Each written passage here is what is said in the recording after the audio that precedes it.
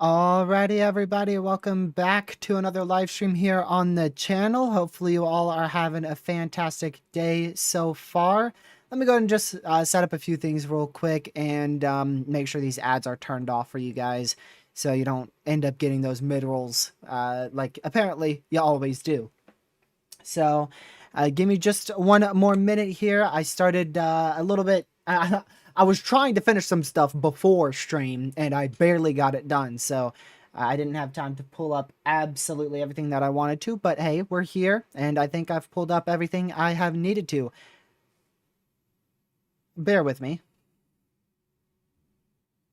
You do realize I just started stream, correct? I'm in the middle of my intro, bud.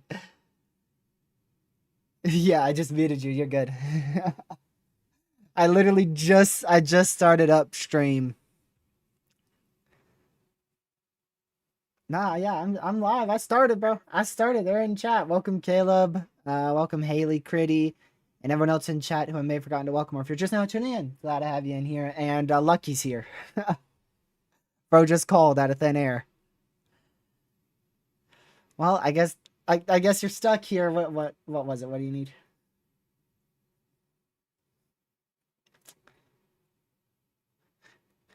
Yeah, because I wanted to do a stream before the race, just in case I'm not I'm not able to after.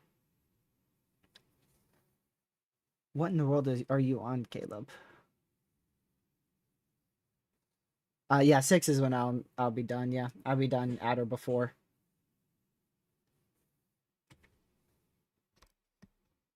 All right, is that all you need? This dude. This dude. Well, I don't think I can accept that.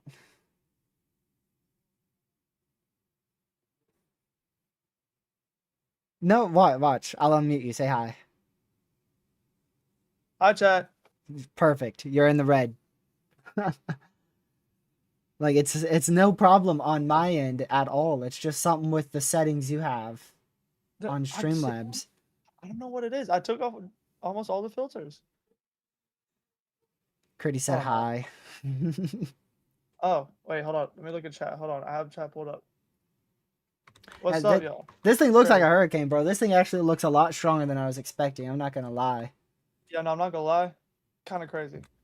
I'm pretty surprised with how it looks. I'm not going to play it. I'm not going to play the audio, don't worry, but look what I was watching. This dude. This dude. I feel like my mic is a little low almost. Trying to adjust it. There you go.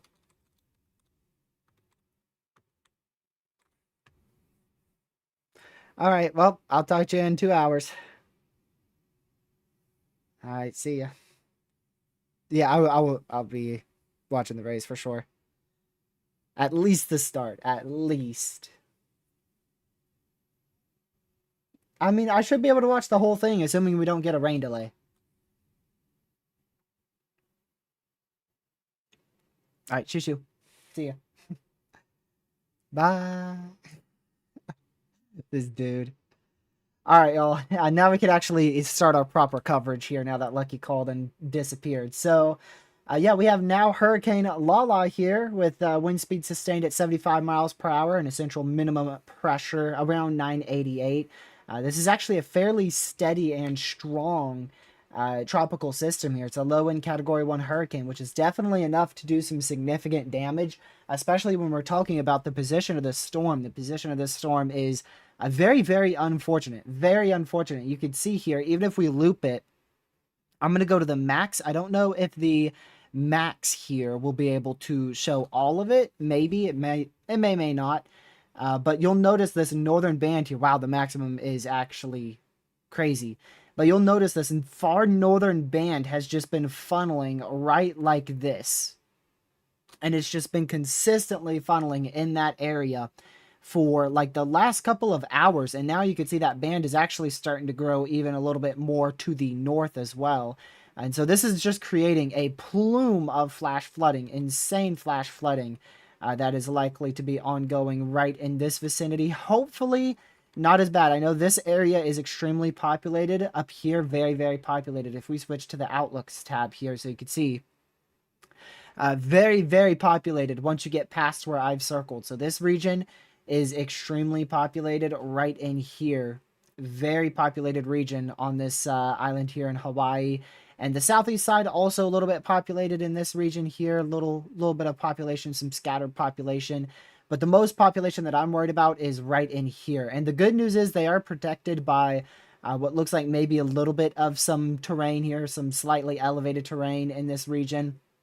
So I'm hoping that all the rain kind of latches onto this little terrain here and kind of slides off and goes into the ocean, as opposed to actually funneling and enhancing that rainfall potential on the northeast side of the island. But you could see still a lot of rain moving in on the northeast side. If we could go to our total precipitation, unfortunately, there's still a lot of rain, but you could see it is staying south of where that very, very dense population is up here. You do still have good population to the south down in where I just circled there, the second circle right here. But it's staying a little bit south of where I think the bulk of the population here is located in the big island of Hawaii. But you can see we've already got about 5-6 inches of rain here, and I wouldn't be surprised if this is considerably underdoing it, especially in the higher elevations back out in here. I'm sure we've actually already received, wouldn't be surprised if we've received upwards of 10 inches of rain already in this area. It really would not shock me if we've received up to 10 inches of rain already in this vicinity. It would not surprise me whatsoever, as we could see as much as 25 inches of rain in that area. And this is a very, very good setup. Unfortunately, this is a very good setup, the direction that this hurricane's heading, and the fact that it might stay just barely to the south of the island or barely make landfall on the southern tip. Extremely favorable for that verification of 25 inches of rain on those higher elevations here in the eastern side of the big island of Hawaii. Very favorable for high amounts of rainfall there. Let's go over to our satellite imagery so you can take a look at our high-resolution satellite. We'll switch to high resolution on Ghost West here, and that will take us over to this hurricane. You can see this looks like a very strong tropical system. It for sure has a look of a hurricane. You can see towers rapidly forming around the southeast side of the eye wall, and then also attempting to reform on the west side of the eye wall. We've had a little breakdown of some of those more intense thunderstorms on the west side of the eye wall, which is unfortunately doesn't really affect anything. You know why? Because the bulk of our precipitation is, as you saw earlier, it is going to be focused on the northeast side. So if we lose precipitation down in here, that really doesn't matter much because we're still going to continue the funneling of all that precipitation on the northeast side.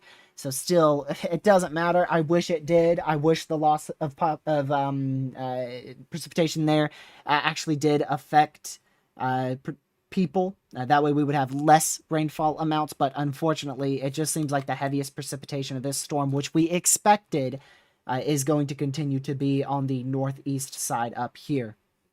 Now, the good news is, fingers crossed, tropical systems obviously rotate just like this. Out here in the northern hemisphere, they rotate like that. So hopefully, maybe, fingers crossed, I hope this would be the case. Maybe if we get a loss of precipitation on this southwest side, that loss of precipitation can continue to the northeast side. But unfortunately, I don't think that will be the case because it seems to be a pretty strong northeast corridor of your eye wall. It seems to be fairly set on maintaining pretty intense thunderstorms on that east side of the eye wall. I'm trying to get a loop here ready for you, but it's taking a minute to load. It might be loading 200.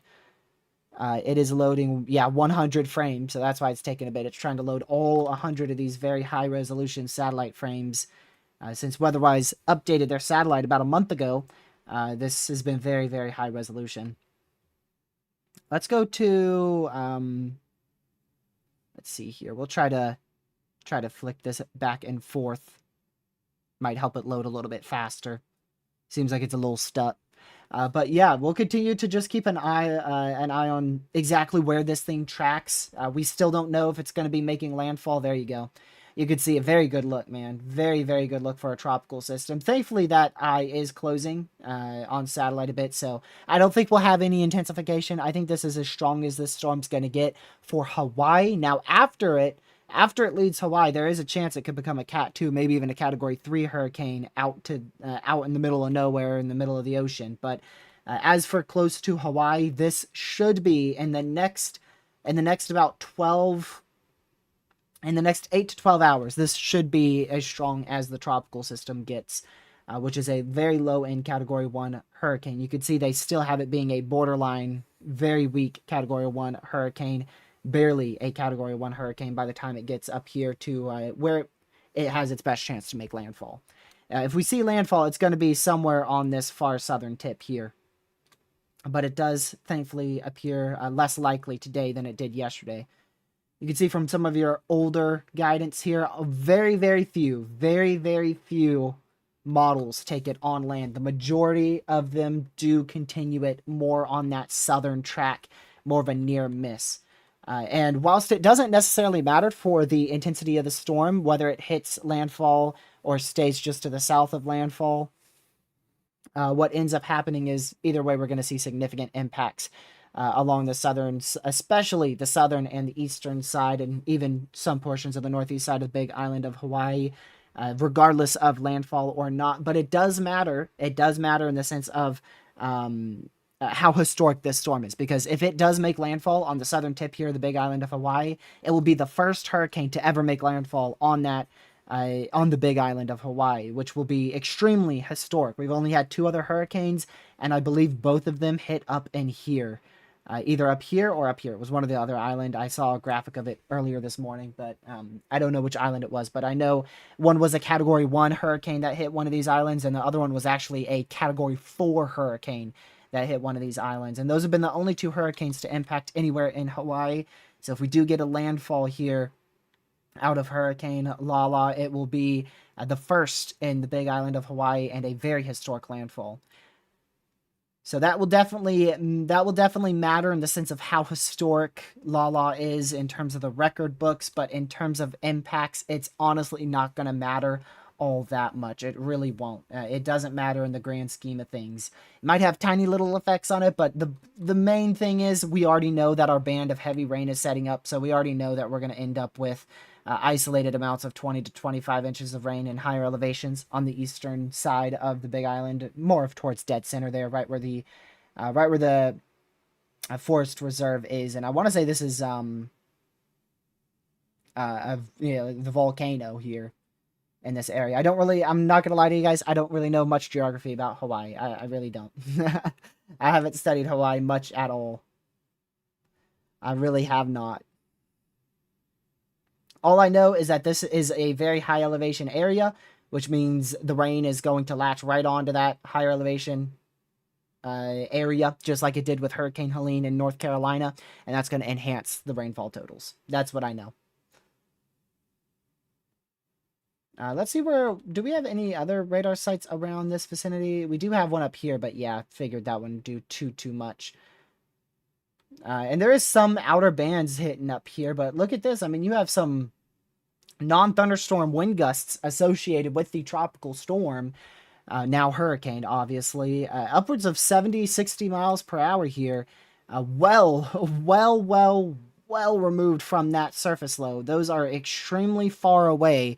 Non-thunderstorm, tropical storm force wind gusts way up there into the central portion of Hawaii. Very, very far away.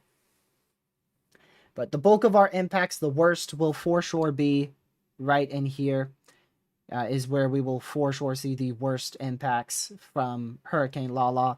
The absolute worst will definitely be focused right on kind of like the edge of this higher elevation. So if we get rid of that radar again, probably like right in here is going to be the absolute worst impacts, where those wind gusts could be upwards of 80, 75, 80 miles per hour. Sustained winds of 75 miles per hour, and rainfall upwards of 25 inches. I want to see if the NHC did update anything. I haven't taken a look at their updates here. So still remain with isolated 25 inches of rainfall across the east and kind of into the southeastern portion here, the Big Island of Hawaii. It doesn't seem like much have changed there. The peak storm surge still 1 to 3, with the best chance for those 3-foot storm surge to definitely be right in that small corridor on the far southern to southeast tip of the Big Island of Hawaii. Let's see here. And then, of course, we could go to your cone of uncertainty there. So there's your tropical storm force wind speeds. Your hurricane force wind speeds haven't been marked on this map, and that is because they did a urgent update to upgrade this to a Category 1 hurricane. So this is not actually the full advisory. You can see here we have a pink shaded update. That means an urgent update has been released from the National Hurricane Center in Miami, Florida, for this particular storm. And you can see they have declared that it is a Category 1 hurricane now, with minimum winds, pressure of 988 and maximum sustained winds of 75 miles per hour, which does put it at a Category 1 hurricane on the Saffir-Simpson scale. And some additional information there from the urgent update from the National Hurricane Center at 10 a.m. Hawaiian time. Which I don't know what time that would be. 10 a.m. to EST. I don't know that time zone. I'm not going to lie to you. Let's see.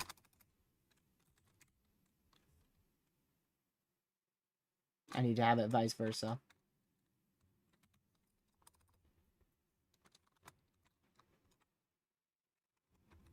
There we go. It should be like 4 o'clock, right? 3, 4 o'clock, something like that. 4 p.m. I thought so. Yeah, they're doing hourly updates. They're doing hourly updates as this approaches Hawaii. Yeah, you can see big lack of precipitation on the southeast side of this system. Very good. Very, very good. Hopefully, what I'm really hoping is that this tropical... I should just keep calling it a hurricane. I keep saying tropical system. Need to start calling it hurricane. But yeah, I mean, you could just see much of the rainfall that ends up here in Hawaii just continuously redevelops down in this area. So I don't really think the southwest side of the core of this hurricane matters all that much. And now this should start moving almost due north. Really, you should see a more northerly movement here to where it gets back on track. And the big question mark is, how long does that northern movement just stay ongoing? Does it stay, up till here and go right into the southwest side? Does it maybe have the more worst case scenario, which is a little bit more inland? Or does it stay a little bit further south of the island? I want to go over to all of our ensembles here to take a look at that a bit more in depth. So I think that's your location update right now, is way down here. definitely very far south. And if we take a look at the most accurate one, which is typically the Google DeepMind ensembles, you can see not many had it this far south. Not many had it this far south, that is for sure. This is the 15th at 18Z, so this was about 2 hours ago, and they were thinking it's way over here. So it's definitely on the far southern track. It's definitely on the far southern track, which that is good. If it could stay very far south, our impacts won't be too extreme to the very populated areas. Because if it stays very far south, what will happen is the bulk of that rainfall might stay back here towards a little less populated regions. But we'll just have to see, because it is, like I said, it's starting to move more to the north. Yeah, I saw some cameras, but unfortunately I can't show any on stream.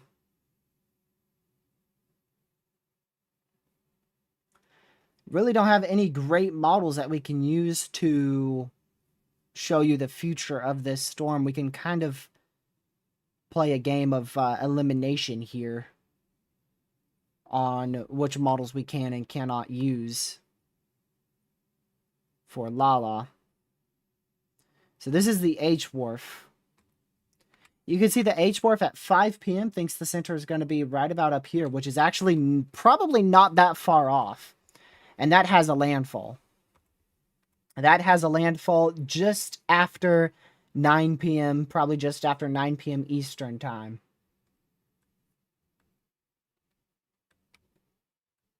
And that would be a hurricane landfall. But let's go check some other models here. So that's the H-Wharf. This is the H-Mond. Just different hurricane models, different names. This one's way too far to the east. Way too far to the east. It thinks the center's over here at 2 o'clock, when in reality it is closer to that area. That first low that I drew. We have the HAFS-A. This is actually, yeah, this is still the 12Z here. Too slow. Too slow. I believe that's way too slow. It has the low way down here at 2 Eastern. Actually, it might be close.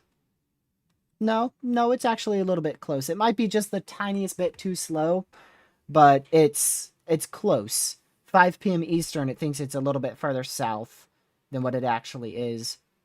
And that has a landfall as well. That has a late landfall. That has a landfall probably closer to 1 a.m. midnight Eastern time. And then you have the HAFSB. So none of these are particularly horrible. Spoke too soon. The HAFSB is quite horrible. I don't know what this is doing.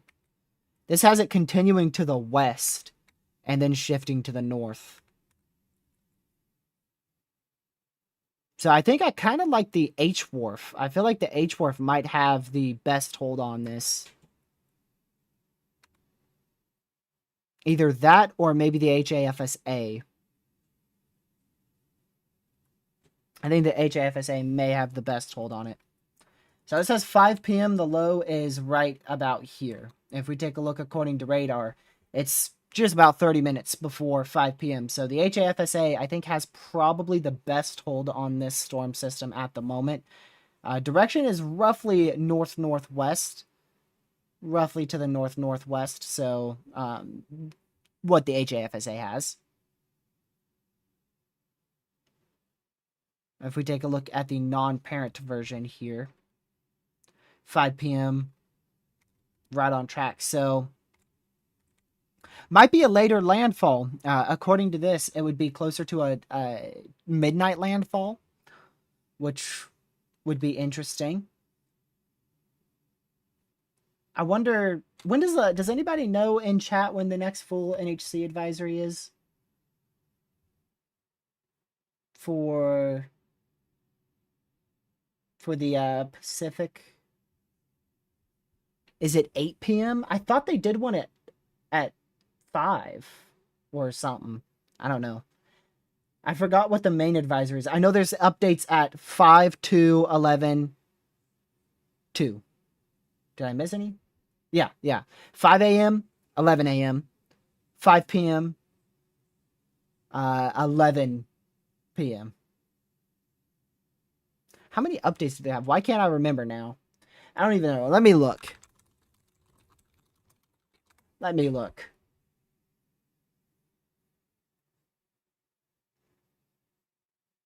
"5 a.m., 11 a.m., 5 p.m., 11 p.m. There you go. There you go. And if a major, I believe if a major hurricane for tropical systems, so the outlooks where they do the areas of interest, that's the time for the areas of interest is 5 a.m., 11 a.m., 5 p.m., 11 p.m. And for the tropical systems like this, they do a intermediate advisory 3 hours after every primary advisory. So you have the primary advisory, say the primary advisory, which is coming up here at 5 p.m. That's a primary advisory. An intermediate advisory will be at 8 p.m., primary advisory at 11 p.m., intermediate advisory at 2 a.m., primary advisory at 5 p.m. They update pretty frequently. And if there is the threat for landfall to a area within their jurisdiction or a major hurricane that is threatening land, they will change that to hourly updates for that tropical system. They crank out updates quite frequently. So this thing gets an update every, I believe they've changed it to every hour now. I believe they've changed it to every hour because they did an update at 3 p.m. Eastern, 4 p.m. Eastern, and then we have the full package at 5.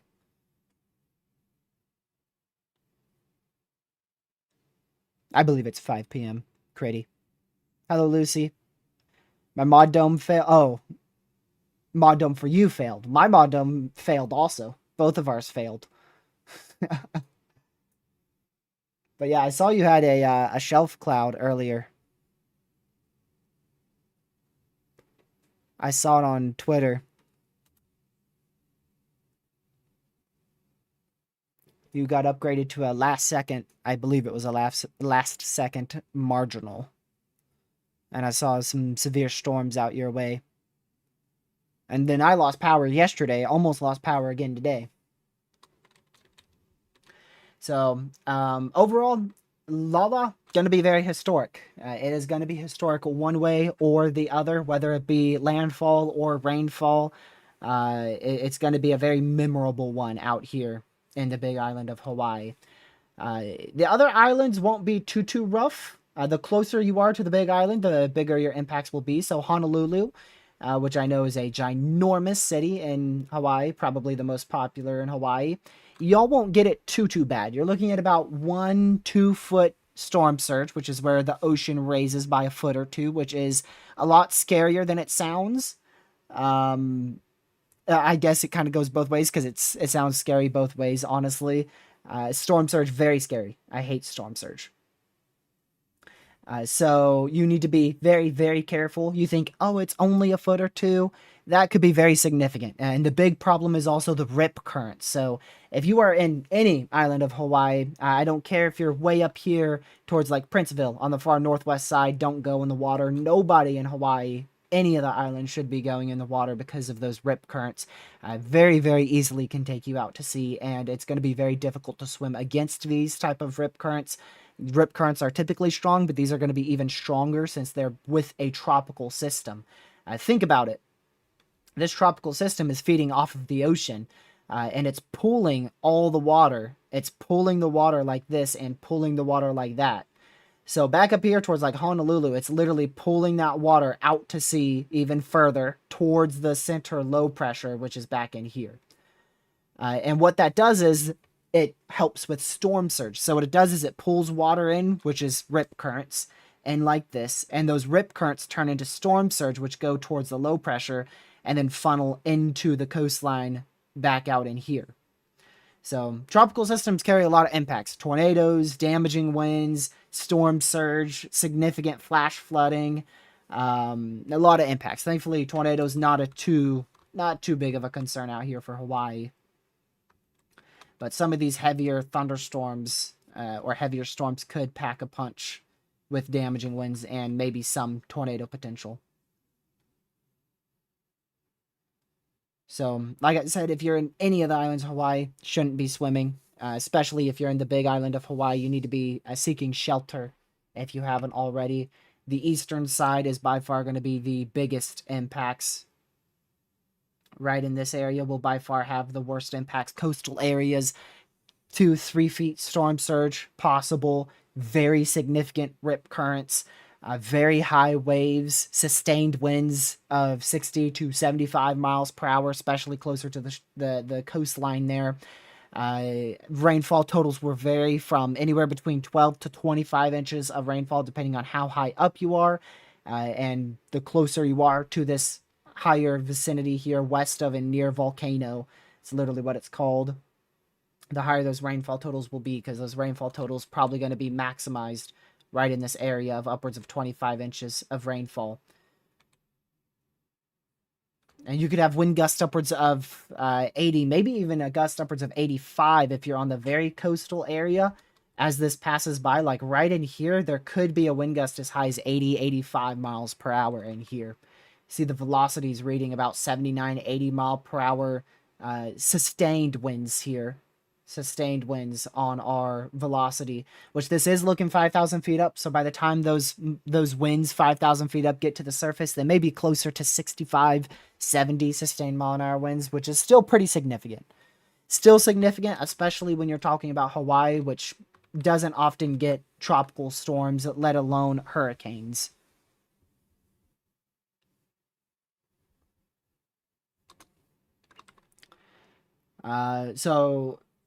Yeah, let me read the hurricane warning. Of course, we have hurricane warnings in effect right now. If we go ahead and show you all the warnings, just in case maybe you somehow haven't seen the warnings just yet. I have them turned off on my radar program because they're very cluttered.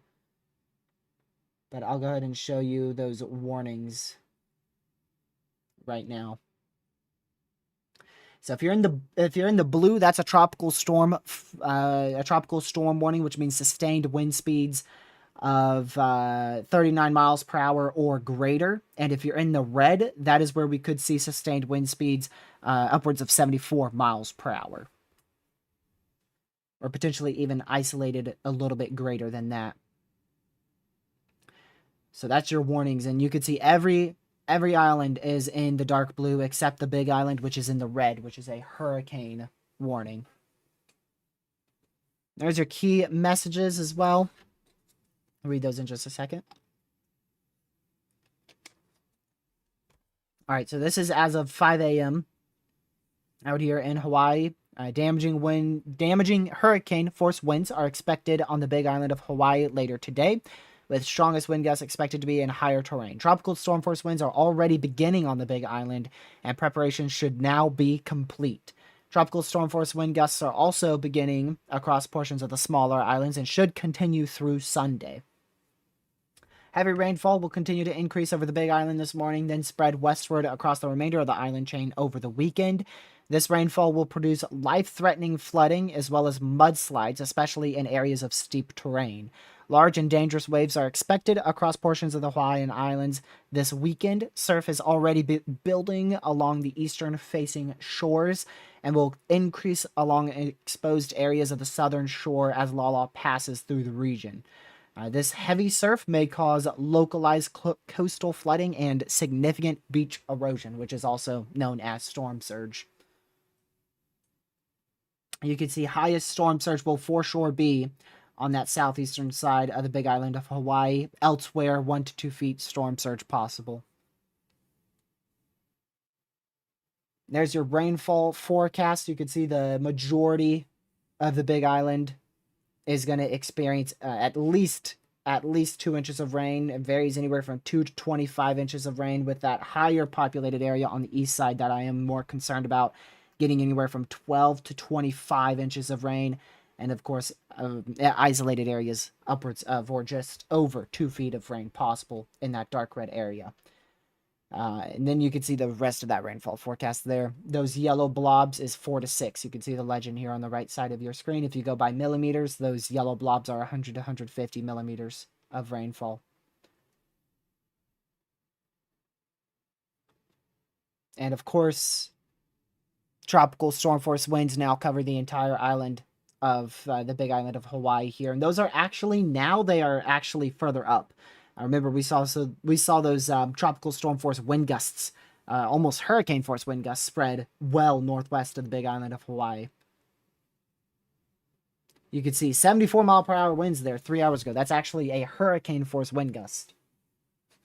74 miles per hour is literally the exact mile per hour for a hurricane. 74 miles per hour is the exact mile per hour that gets designated a hurricane. But they round it up to 75 if they're doing advisories.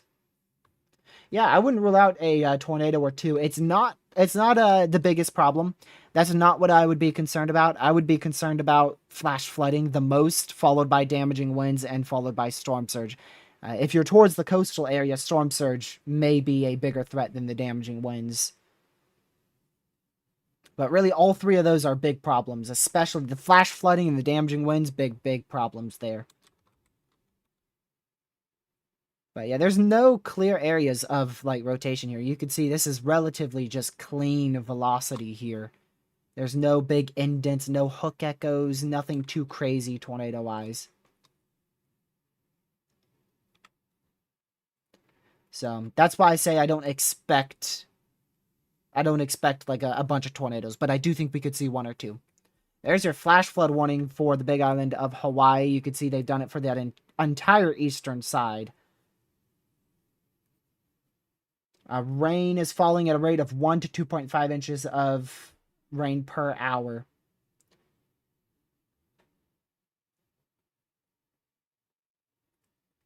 Gracious. Definitely going to be some big problems for Hawaii, man. Very, very unfortunate. Very, very unfortunate. I don't think I've ever seen this before. I'm pretty sure I haven't. I've seen some close calls to Hawaii, and I've had some concern for tropical storm conditions for Hawaii in the past 10 or so years, but I don't think we've had a system like this in at least the last 10 years for Hawaii, especially the Big Island of Hawaii. I don't think it's ever been recorded.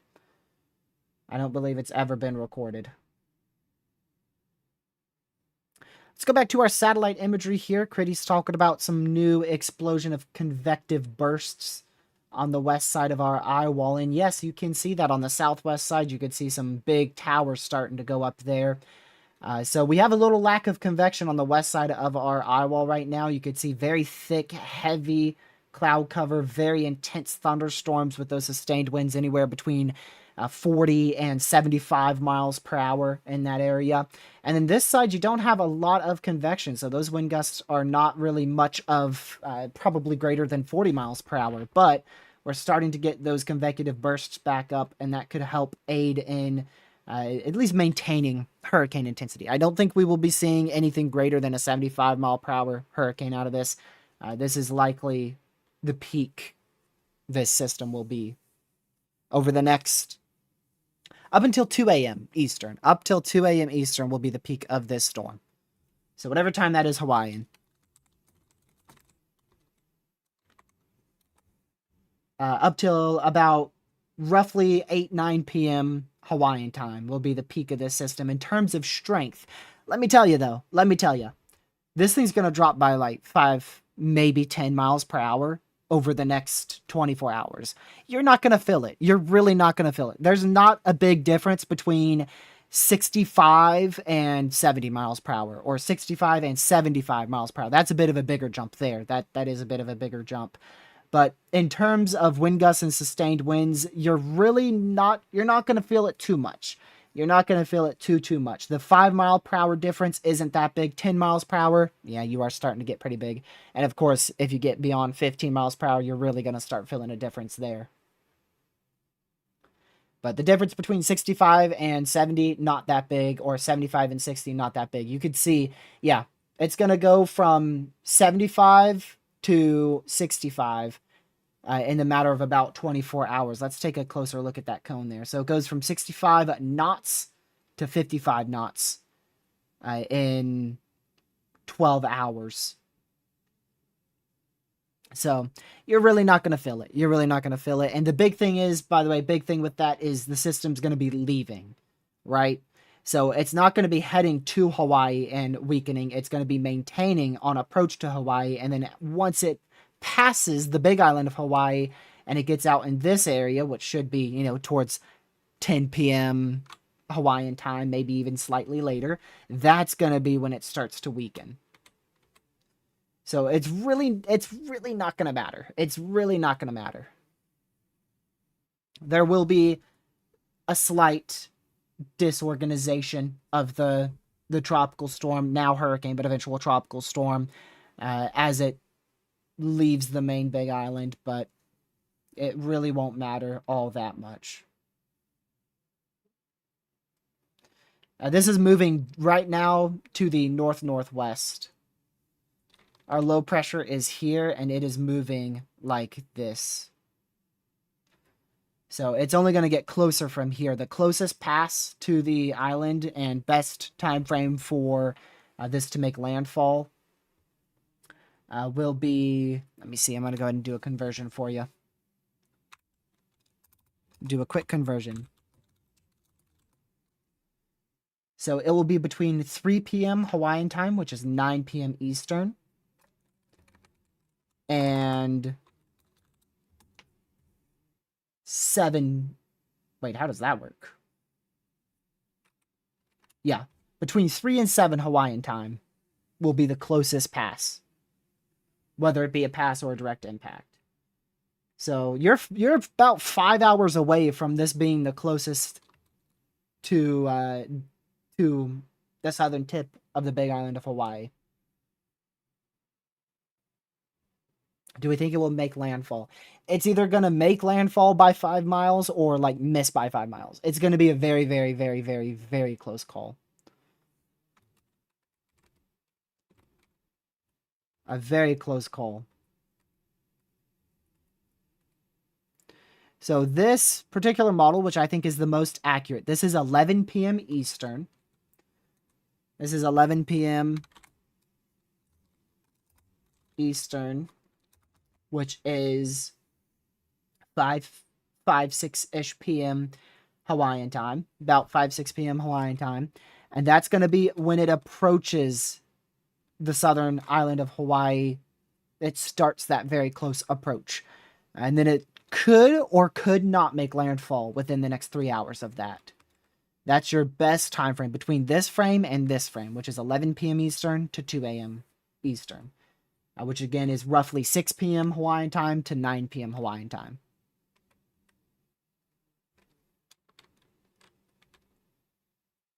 In my personal opinion, I think it will barely miss. That's my personal opinion. I think it will barely miss landfall. But it is possible that it barely hits.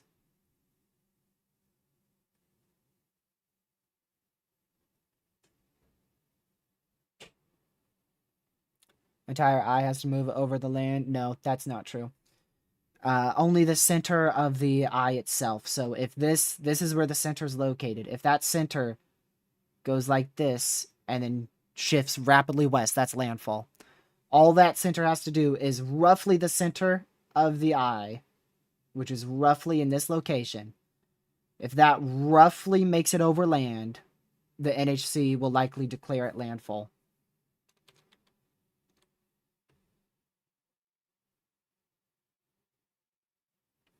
Not the outer edge. So like if it's passing by like this, if that center low pressure goes like this, and this outer eye wall right here is over land like that, that's not landfall. That center, the center of the eye where the actual center is, has to make landfall.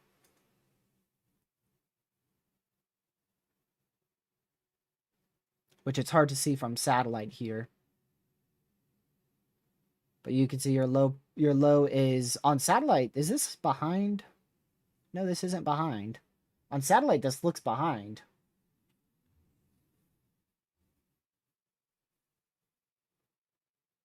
Because these are your southwesterly towers right here. These are your southeasterly. So this makes it look like your low pressure is like here, not over here.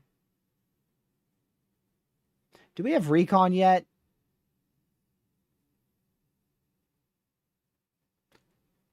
Is recon going out at all? Dang. It sucks. No recon. Well, gave us some very useful information while we had it, so. Better than having no recon out here. And typically with Pacific systems, you do have no recon.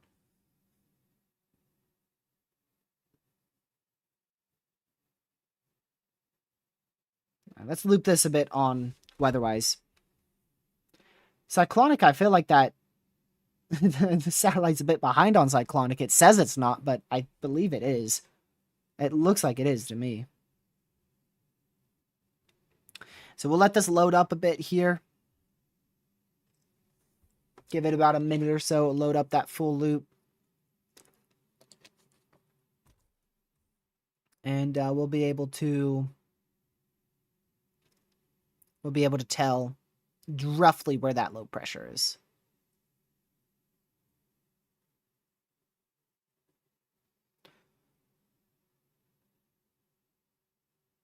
Yeah, definitely looks like it's more on the western track. I don't know if the cone hasn't updated on this site or if the cone is updated on Cyclonic or something. But you can see these obviously going this way. This is obviously going this way. So your low pressure is for sure somewhere right in the middle, which is right in here. And if we kind of locate that with radar, very close estimate. So I would say on that eastern side of where I've circled. Right there is that's a good solid estimate right in here of where that low pressure is located. That is a solid estimate right there. Which that's, oh, is that that's as of the 5 p.m. update. Did the 5 p.m. update come out? Oh shoot, there's the 5 p.m. update. There you go. They have it just the slightest bit more to the northeast. There you go. That's the 5 p.m. update. And you can see they actually have it well missing landfall now. They have it very well south. Which is that's very good. But again, unfortunately, it really doesn't matter too much in the grand scheme of things. The impacts still remain the same.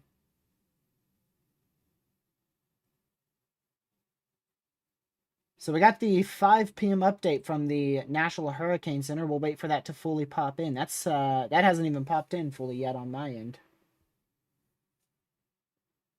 Just yet.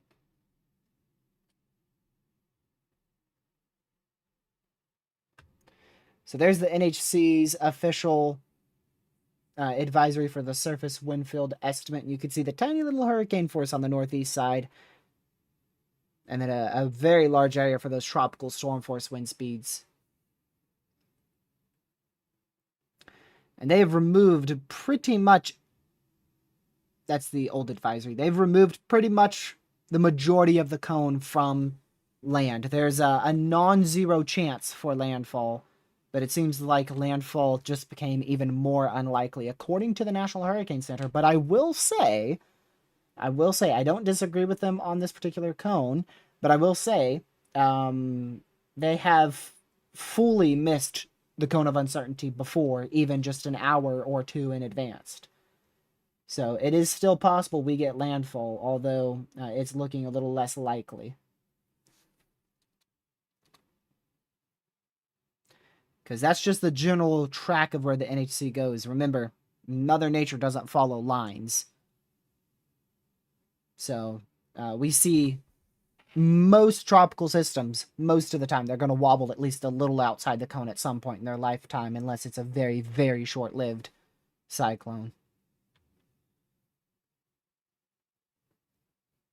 Welcome to the stream, Weather Warrior. Just got done working. Welcome in. So those hurricane force wind speeds likely only focused in this small corridor here of your eye wall, which unfortunately that is going to be the eye wall that has the best chance to go on land because that's on the northeast side. So if this is where your hurricane force wind speeds are going, they're going to track right up over that far southwest side. It won't be landfall. It won't be landfall if that eye wall gets on shore, but it will be hurricane force wind speeds over Hawaii.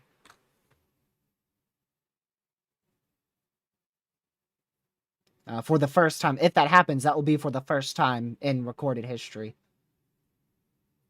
The Big Island has never experienced hurricane force wind speeds. But we'll have to watch because this is still... It's still moving roughly to the north-northwest, so it could end up, not turning as sharply west and just continuing more like this, heading more towards land as opposed to just continuing like that due northwest.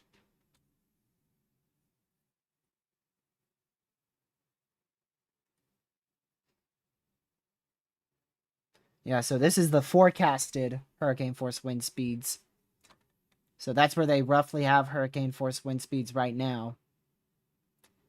And again, if you just kind of follow that, it's going to go right over the northwest side there. Or rather, the the full southern side there of the Big Island of Hawaii. Yeah, that's the volcano / mountains. It's causing the radar to do that. Believe me, it's not that sharp of a cutoff. Watch this. If we go to the same radar site, this is a different radar program. You could see with tilt, if I go up, this is the very low levels of the atmosphere, very close to the radar. And if I go up with tilt, you can see that rainfall continues over the volcano there.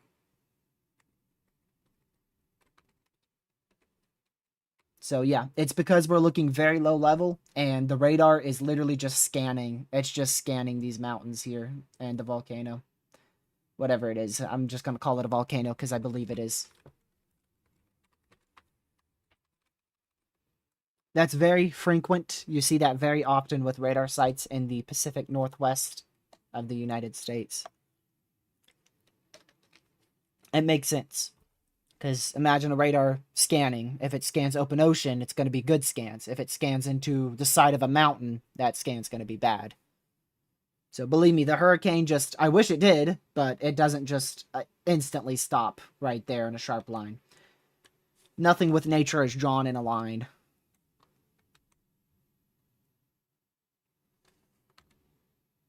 Look at that. Those velocities have increased in the last few frames. I doubt that really means much, but we are getting closer to the radar site. So your full 5 p.m. advisory is out. I want to see if the National Hurricane Center has changed their key messaging at all.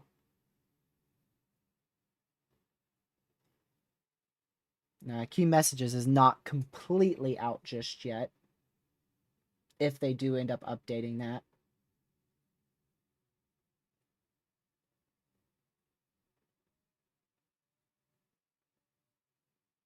So there's your new... Is that your new one?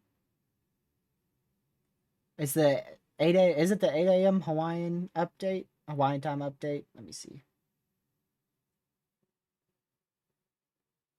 Give me just a moment. I want to make sure I'm giving y'all the right information. No, it's the 11 a.m., so that's actually still the old advisory.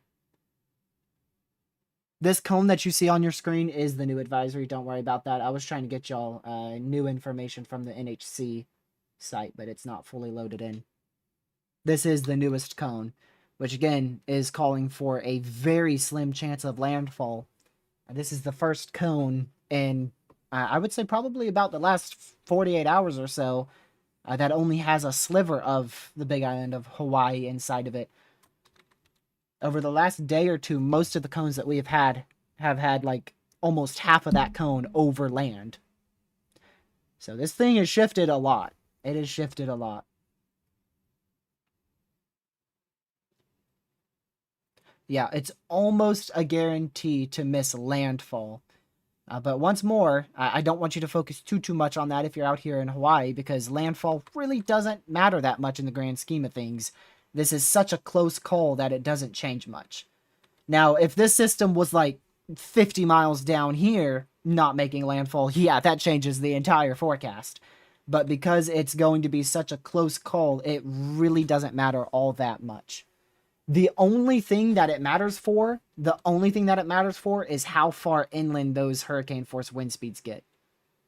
The further to the southwest it is, the more likely we're not to see hurricane force wind speeds onto the southern tip of the Big Island of Hawaii. That's really the only thing that it changes. The rainfall forecast really stays the same. The wind speed stays relatively the same for the forecast, and everything really stays on track, whether or not it makes landfall or is 5, 10, 15 miles to the southwest. I mean, how far to the southwest does that pass? According to the NHC, they have it roughly 20, 21 miles passing to the southwest. But again, nothing with Mother Nature is drawn in a line, so I can guarantee you that this hurricane is not going to perfectly follow this line all the way till it dissipates. I can guarantee you that. It might wobble a little bit. It might wobble a little bit like this, might wobble a little bit like that, might shift directions entirely over here. It could literally get a new located low pressure. Some of our models, the HAFSA, for instance, that literally has the low pressure almost relocating to outside of the cone of uncertainty. Very, very, very late tonight for Hawaii, but very, very early Eastern time for us here on the East Coast of the U.S. That's roughly about 18 hours from now. So that'd technically just be, yeah, like I said, early morning for the U.S., but maybe extremely late night for Hawaii. And that's just one of the many models we have. I'm not saying that it could relocate to barely outside or barely inside the cone. Just showing you that it's most likely not going to follow the exact track that the NHC has drawn. Remember, the cone of uncertainty that they have here, that is the rough estimate of where the center of the hurricane can track. A rough estimate. Sometimes it goes out of that cone. Sometimes it stays inside that cone the entire time till it dissipates. And other times it wobbles fully outside the cone. I've seen it 20, 30 miles outside of the cone before. One instance was out there with the JTWC with a typhoon earlier that hit Taiwan earlier this year. That thing was like 50 miles south of the cone of uncertainty that the JTWC gave, which if you don't know what that is, it's basically like the National Hurricane Center, but for typhoons in the Western Pacific.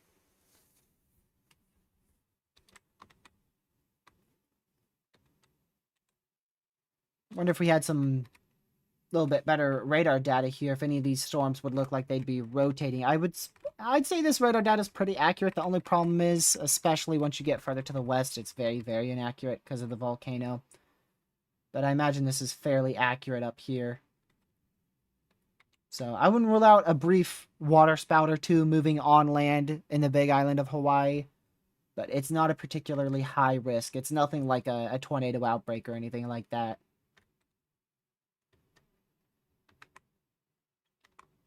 But look at those winds, man. This thing is fierce. It looks pretty fierce on your velocity here. Especially over the last few frames. You've had maybe even some pixels upwards of 90 in here. I'd have to nitpick it, but I'm sure you've had some pixels in the high 80s, maybe even into 90. On the northeast quadrant of your eye here. Your eye wall.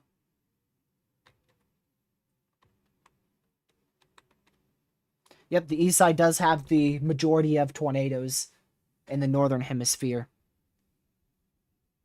In the southern hemisphere, it's weird, but it's actually the southwest side on the southern hemisphere.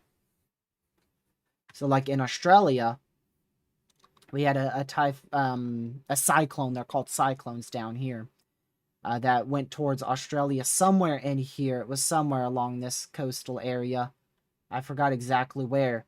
But the tropical risk was actually waterspouts moving on land from this direction.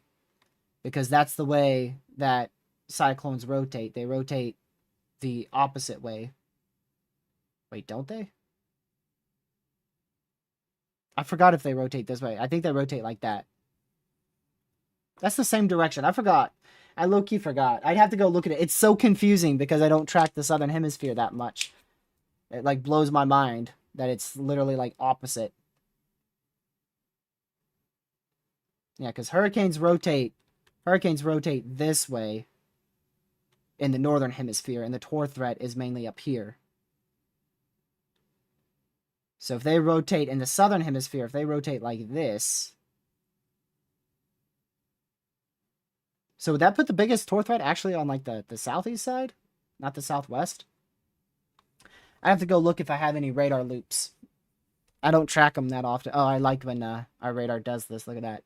Just took a big chunk out of our radar data. Reappeared. I get confused with the southern hemisphere. I do. I've got much of the northern hemisphere down with what happens up there. But the southern hemisphere, I need to learn more about.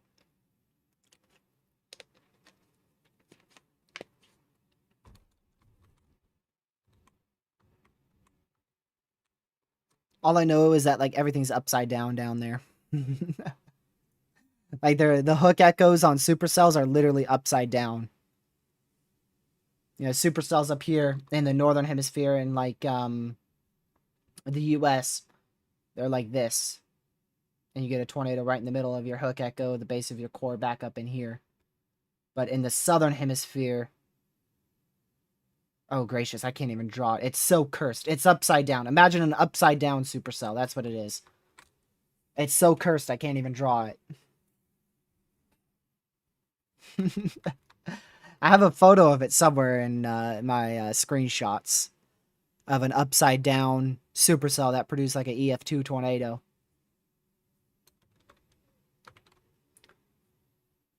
Let's look back at satellite here. There's still a huge lack of convection up here. Very, very large lack of convection. Again, that doesn't really affect much in the form of impacts. It really doesn't matter that much. I wish it did, but it really doesn't. You could see quite the lack of precipitation right in there.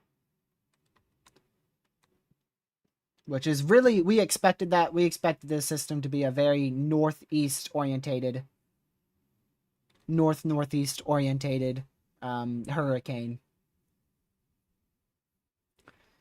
Which you can see, even some of our model runs picked out that the precipitation wouldn't be that great on the southwest side. But this particular run, the problem with this run is that it is a little bit overdone. It has that eye wall coming back. Like, it has a full-blown, clear-as-day eye wall coming back over the next 3 hours. Over the next 3 to 6 hours, it has that full-blown eye wall coming back and then making landfall towards 2 a.m. 2 a.m. Eastern. So depending on how fast this thing forms, I might end up, how fast this thing moves, I should say. Like, if it makes landfall in Hawaii, I may try to spark up a late night live stream. It's kind of 50-50, but I at least wanted to stay here a little bit for some coverage for y'all. I saw the SPC added a 15% risk for severe weather on day 4 Tuesday for much of, actually I believe the whole state of Iowa. Much of Nebraska, portions of Kansas, South Dakota, and far southwestern Minnesota and northwestern Missouri, as well as a sliver of southwest Wisconsin and northwestern Illinois. There's quite a few states in that, just over 5.5 million people. I looked at models earlier this morning. To be honest with you, it looked like some absolute slop. It didn't interest me one bit. I looked at it and then closed it. I'd have to imagine it's probably going to be another MCS setup because that's what we're in. So I'd expect that to be a good wind threat, low tor threat, and maybe a hail threat depending on if things are, depending if they fire sloppy and turn into a line or if they fire as supercells and then turn into a line. But really no severe threat impresses me. It's just isolated 1-inch hail, 60-70 mile-an-hour winds, and a brief tor threat or two for the next few days.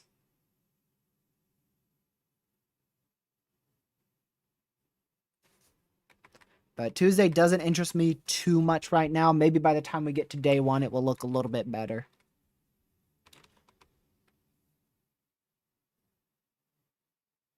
We got an upgraded considerable flash flood warning out there in Colorado. I do know tomorrow has some okay tornado potential. It looks like probably an area where we could see a few tornadoes I'll switch real quick to it because this is a pretty populated area. Some of you guys might be watching from this region. Right in here looks pretty good for some tornado potential, and especially back up in here. Right in there, those two areas, in the black area and especially in that pink area, looks pretty good for tornado potential tomorrow. I wouldn't rule out a few weak, brief tornadoes. I don't know about a strong tor threat. The environment not particularly bad per se across southeast Ohio, southwest PA.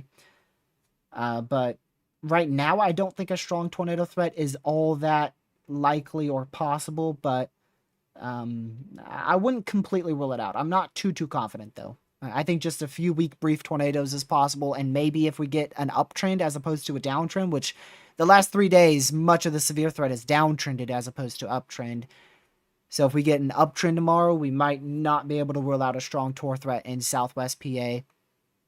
But it seems like the last few days, like I said, things have downtrended tornado-wise. Today and yesterday fully fell apart tornado-wise. Completely fell apart. What's the dry air look like? That's probably a comment that came in a while ago and I just now saw. So, dry air, not very difficult to see. I actually want to take you over to Cyclonic WX, which is this site here, because it has my favorite water vapor satellite imagery. We'll go to the high resolution again. Always want to do as high resolution as we can. Yep, that's high resolution. Go to your water vapor and go to my favorite. And yeah, you could see there's not a bunch of dry air. What you have is, that's the thing with hurricanes and tropical cyclones. They're very, very, very moist. A lot of water vapor. So they kind of act as like their own bubble from dry air. What really kills them is like the Saharan dust in the main development region here in the Eastern Atlantic. That's what does it. But once you get a tropical storm to hurricane forming, dry air isn't as big of a problem.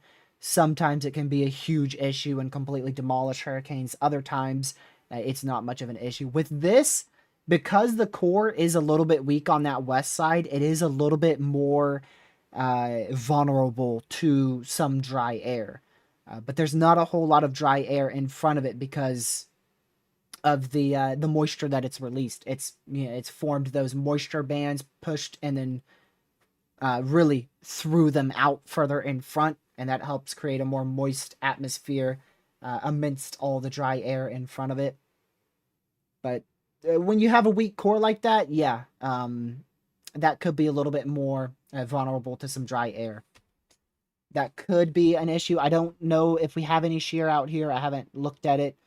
It could be a little bit of wind shear, or it could be just the fact that there's not a deep ocean heat content out here. You have warm waters at the surface, but you don't have warm waters under the surface of the ocean, not far down deep into the ocean. And what that means is, as the storm's trying to upwell all of those ocean waters and intensify and use it to intensify, what's happening is it's bringing up those warm waters on the surface. It's really liking it, intensifying, trying to become strong. And then to intensify further, what it does is it tries to get deeper into that ocean, the water further down, and bring up that water to intensify it further. And that water's cold. So that can actually result in either sustaining intensity or sometimes even weakening. That's what we call upwelling. You call it upwelling. If there's a slow-moving tropical cyclone and there's not deep ocean heat content, what can happen is it takes up that surface heat, and then as it gets towards the deeper into the ocean, it brings that cold water up, and it actually sucks up the cold water and kills itself off.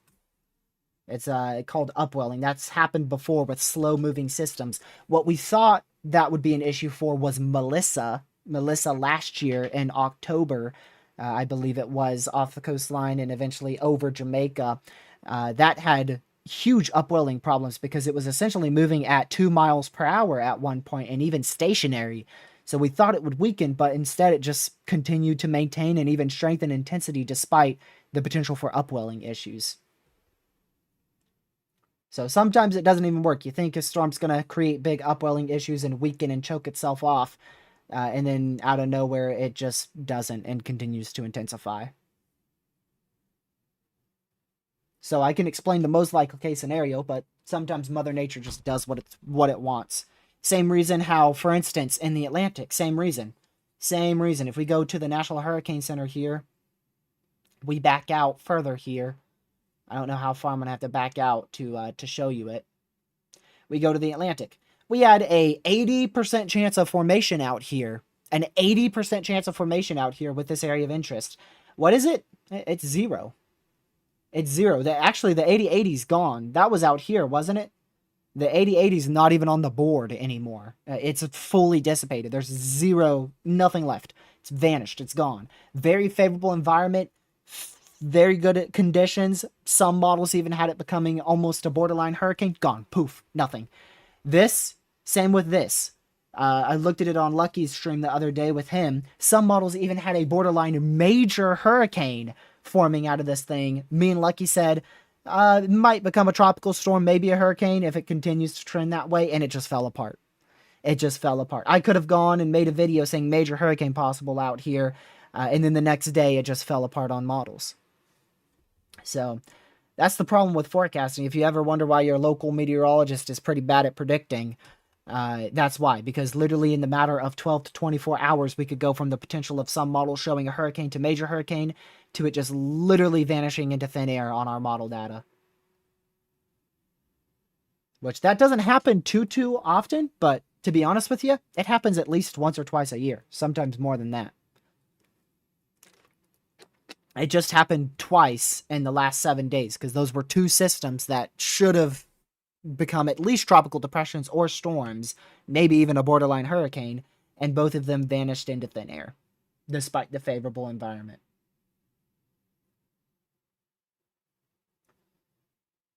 So, no matter how straightforward a forecast looks, something can always go wrong.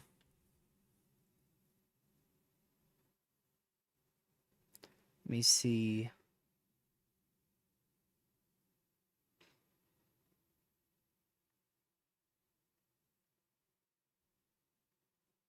There we go. Let's go back to our radar imagery here. You can see that eye is trying to close a little bit more on the west side. I'd have to assume that's because it's brought the strong convection from here up and around the low pressure. Let's see if I'm correct with that, or if physics isn't doing physic things. Yeah, you could see that strong blob of convection that started actually down here. I can't even loop it that far back on this particular 30 frame loop. It brought that convection up and all the way around, and that's what's going to try to close the eye. We'll have to see if that can make it all the way around, back around. Can this convection make it back around and close out that eye wall? Or is it still going to leave it a little bit vulnerable to the west-southwest side? Very, very... These things are powerful beasts, but they're like babies. They're like babies, honestly. Like, same with tornadoes. Tornadoes are very powerful, intense beasts and some of the strongest things that Mother Nature can produce. But if the tiniest little thing isn't right, that wind shear goes down a little bit. If those dew points are a little bit too low or a little bit too high, if there's just some storm merger in it, that tornado can dissipate or maybe not even ever form. Same with hurricanes. If the dry air is a little bit too strong, if the wind shear is a little bit too strong, they could just get absolutely shredded. But if those conditions are right, they can absolutely get shredded. They could be shredded and just go into category 4, category 5, or vice versa. Again, those conditions very unfavorable, be completely demolished. So things are very fragile in the weather world, and that's why forecasts are very difficult. So we're watching on that west side for any dry air. That's where this whole conversation came up at. And another thing is, like I mentioned earlier, which I already continued it into, the ocean heat content not very strong with this in this area, and not very hot waters under the surface.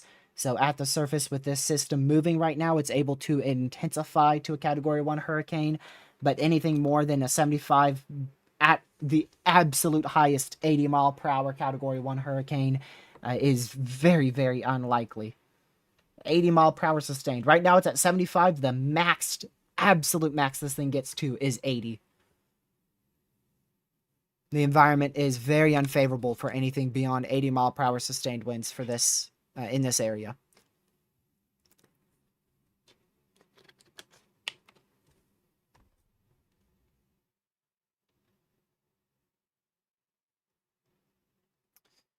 Let's see what we have back over at the NHC. Go to our Central Pacific, LaLa. See if this has been updated just yet. That has been updated, so you can see now the hurricane force wind speeds, wind field there, focused on just the northeast side of the low pressure, which is the eye right in there. Once more, if you just follow that with the rough trajectory, that is likely to move over land. And this could grow a little bit. It wouldn't surprise me if it grows a little bit in size because we are trying to see that eye wall wrap back around and fully close. So it wouldn't shock me if those hurricane force wind speeds do grow a little bit more in size on approach to the big island of Hawaii here. But once more, the biggest problem with this is just absurd rainfall. Absurd rainfall. You see, we're up to 7 inches of rain. That's 2 inches of rain just in the matter of this live stream, which has been an hour and 15 minutes. So you could see how we have really rapidly started with rainfall. This is the last 3 hours of rain. We've gone from upwards of 4 inches, and now we're up to almost 8 inches. So we've gotten about 4 inches of rain in 3 hours. That's about an inch, a little more than an inch of rain per hour. And the problem is the duration of this. If this was just 3-4 hours, 3-4 inches of rain, that would be an issue, but not a huge problem. You're looking at another 24 hours of this. You're really going to keep seeing this rainfall for the next 18 to 24 hours. If we go to our model run here, the HAFSA, which is a little inaccurate. I mean, you don't stop with the bulk of this rainfall, doesn't stop till 8, 11 a.m. Eastern. Which is actually quite quick. I'm not going to lie, that's a lot quicker than I was expecting. So this might speed up. Does this? It might actually speed up. That would be really good. Might actually speed up. Yeah, so the worst of this rainfall should end actually in about 12 hours. So hopefully... But that's still a big problem because just think about that. If it's an inch per hour and you've got 12 hours to go, 13 hours to go, you're looking at still 12, 13 inches of rain on top of the 8 that has already fallen. So that's 20 inches of rain right there. But thankfully, it looks like that heaviest rain will stop in about 12 or so hours, but it could still continue to rain, light to moderate rainfall. For the next 16 or so hours out here. But the heaviest, definitely the heaviest started about an hour and a half, 2 hours ago. And the heaviest will continue for about the next 10 to 12 hours. Where you just consistently get this band of rain. Now, if we're talking about the absolute heaviest rainfall rates, where we could see as much as 2 inches per hour, that should begin here now. If we're talking about like up to 2 inches per hour rainfall rates here. This is the 1 hour rainfall rates. And yeah, you could see it's almost at 2 inches. Probably is at roughly 1.7 to 2 inches of rainfall per hour now across this area. And that's going to keep funneling in from these very heavy, very heavy kind of middle bands. They're not the far outer bands. Your outer bands are a little bit farther back up in here. Those are your far outer bands. So these are kind of your middle bands. You have your inner eye wall right in here. Your inner bands, kind of your middle bands, which is the heaviest. And your outer bands aren't really too present. But yeah, that's your inner eye wall right in here. Let me get a little loop of this real quick. Yeah, definitely quite the sizable eye here. Looks like your eye is like this big here. Definitely quite the large eye. Quite the large eye. Yeah, that's even visible on satellite. You could see that very, very large eye. Which large eyes, it's not always the case, but typically once you get a large eye about this large, they're not going to be able to intensify as well as if the eye was smaller. So the only instance I could think of is one of the biggest eyes I remember was Ian in the U.S. Ian 2022, I believe. Hurricane Ian, giant eye, somehow managed to reach Category 5 intensity. So it's not always the case. The larger the eye is not always the case the weaker the storm. Or the slower the intensification. It's not always that case. But if you remember Hurricane Milton in the Southwest Gulf 2 years ago, I believe that was 2024, that had a pinhole, very tiny eye. I'm pretty sure the tiniest eye I've seen in a Category 4 plus storm. And that was able to break records in terms of strength for the Gulf. Welcome back, Critty.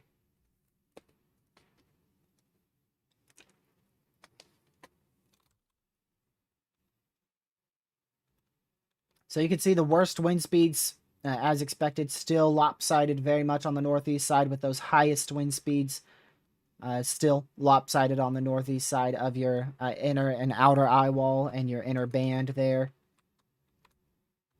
But those wind gusts still could be approaching on the coastal areas here. Wind gusts could be approaching about 70 miles per hour in your coastal areas on the east to southeast side of the big island of Hawaii.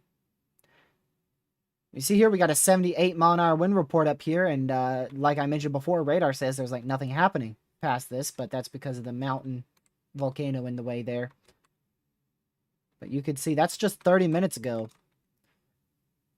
So if we go back to 30 minutes ago, this is 30 minutes ago, right about here. Velocity in that area is only saying about like 1 to 25 miles per hour. But we actually had 78 mile per hour winds measured on that. And it looks like that could be an elevated area. Definitely not the highest area of Hawaii. I highly doubt that's the highest area of Hawaii, but at least a little elevated region there. 78 down here, too. So, yeah, those wind gusts definitely could approach 80 miles per hour.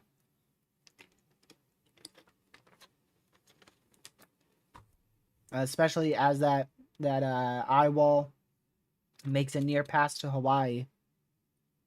We could see wind gusts maybe as high as 85 miles per hour near Hawaiian Ocean view. That far southern tip of the Big Island.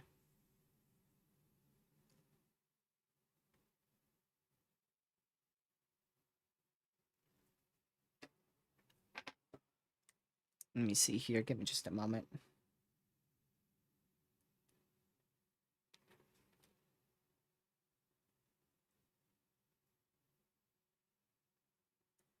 There we go.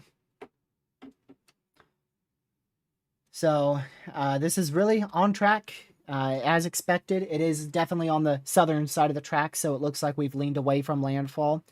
I still wouldn't rule it out. We'll need to keep an eye on any northern jogs that happen. The best opportunity for landfall will probably be in roughly, give or take, about 5-6 hours from now, depending on if this speeds up or slows down, or it jogs to the north or to the west or to the south, wherever it may jog. But yeah, I would say the best opportunity is probably close to 11 p.m., 10, 11 p.m. Eastern time. Maybe a tiny bit after that if this thing is still chugging pretty slow. So we'll have to see. I know I will not be live between when I end stream and like 10. So if this thing is about to make landfall at about 10:30, 11 p.m., I may spark up a live stream. We'll see. be on the lookout for that. But outside of that, as for future live streams, I probably won't have any till either Monday or Tuesday. I don't think I'll have any content tomorrow. If I do have content tomorrow, it'll be a video. I would like to try to get a video done. You can see these wind speeds starting to increase on the southwest side of our eye wall. That's because, once more, the convection that fired way back here about an hour and a half ago, actually about 2 hours ago now, that is moved all the way around to the southwest and west quadrant of our eye wall and is trying to close off that eye wall completely to give us a full normal-sized inner eye wall here. Still won't be a small eye. Still going to be on the larger side here. Let's see how wide. Yeah, you'd still be looking at probably about a 20-mile wide eye. So that's still definitely on the larger side of eyes. When it comes to tropical systems, you can see very heavy rain. Very, very heavy rain band. Just absolutely being funneled in there like a firing hose here. Right into this area. Very, very significant rainfall. See those 1 hour precipitation totals? Upwards of 2 inches now. Upwards of 2 inches now up here north of Volcano.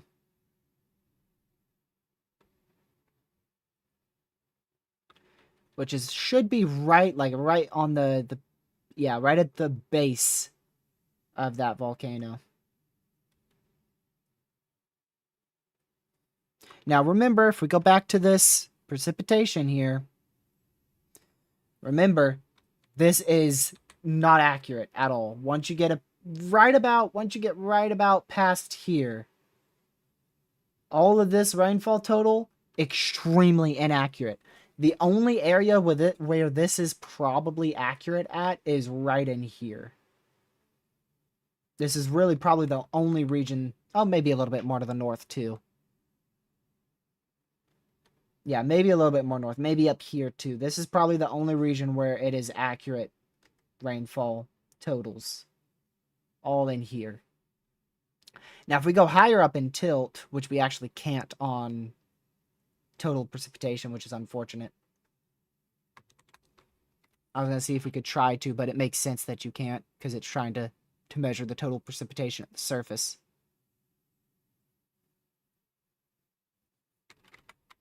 But yeah, you can see if we just go higher up in tilt, we've continued with rain across all of these areas here. It hasn't just like magically stopped in a sharp line. Some of that, the heaviest rain may be yet to come. I believe it's yet to come. These look to be maybe some of your heaviest hourly rainfall rates. Those will be heading into many of the same areas that are currently getting 1.5 to 2 inch hourly rainfall rates. That's your max reflectivity.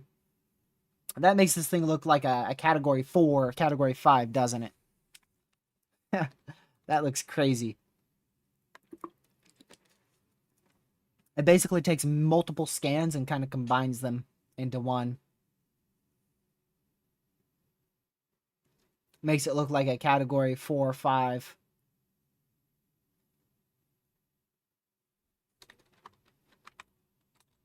Just found a new way to clickbait thumbnails. I will not be doing that, by the way. I will not. No, thank you.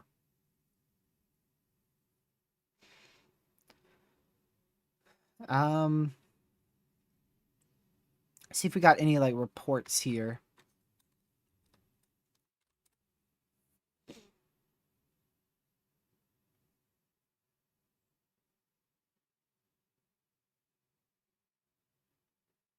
A lot of people talking about it. There is a chaser out there.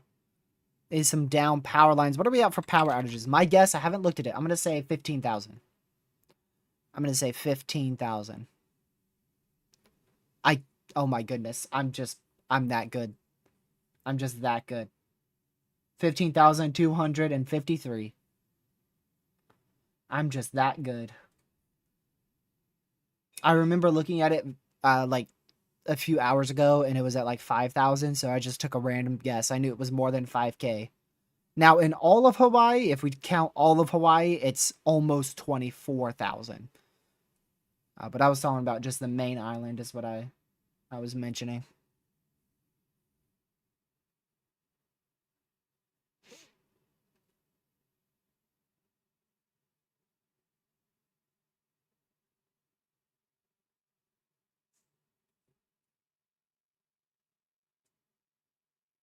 There we go. A lot of storm streamers use bad AI thumbnails too. All of mine are like the risk areas are hand drawn. I try my best to make the thumbnails fully. It's just me, which ends up meaning they're not extremely accurate. It's very hard to draw tiny little risk areas and get every little crevice right on your thumbnails, so I've definitely gotten it wrong. Tropical thumbnails I still don't have nailed down. I just threw this one together. I kind of like this new style of tropical thumbnails, because I used to have it just outlined as a risk. The reason why I didn't outline like the risk is in the track. I used to outline the track with colors. The reason why I didn't is because I don't have a map of the Central and Eastern Pacific. So I had no choice but to just come up with something different, and that's what I came up with.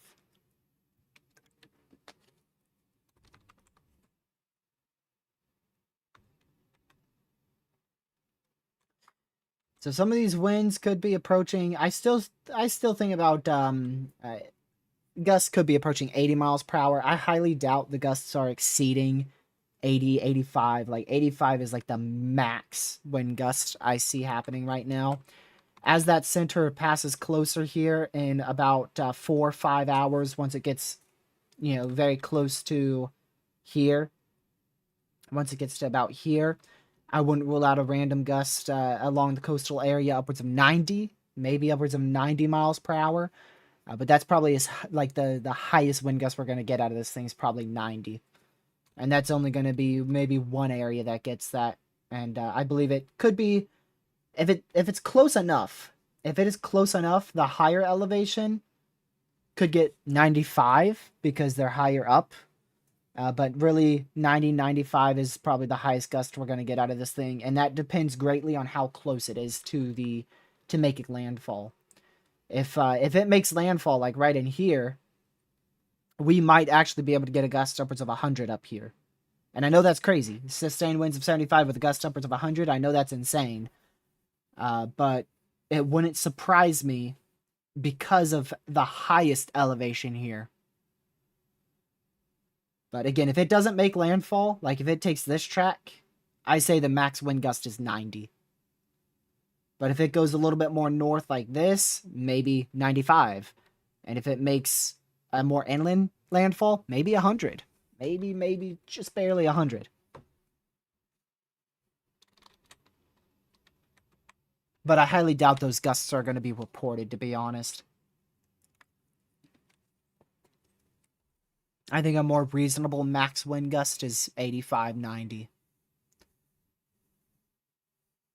Like I said, you'll have to get... This would have to make almost a direct landfall.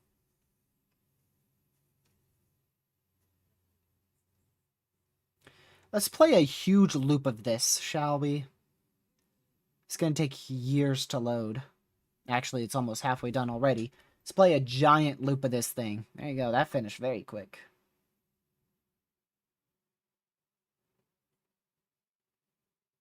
Ooh. Definitely a very clear northwest jog. Very, very, very clear northwest jog. You see him moving due west. Pretty much due west there. And then right about 4 hours ago, 3-4 hours ago, started that northwest jog. It's such a smooth transition. Look how smooth that is between its west trajectory and then its almost due northwest trajectory. It's just so smooth. I could literally rewind this forever. Such a smooth transition. Very, very smooth. change that back to 30 scans. 128-mile-an-hour wind gusts yesterday. Where was that?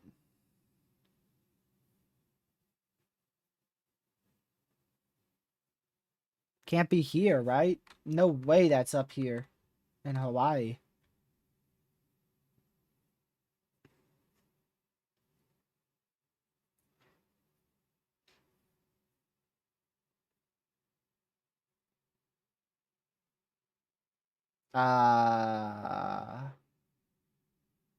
Hello? Yeah.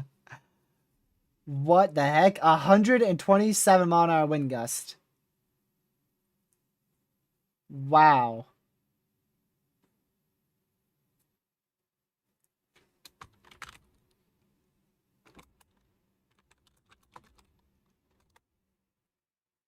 How high up is that? Let me see.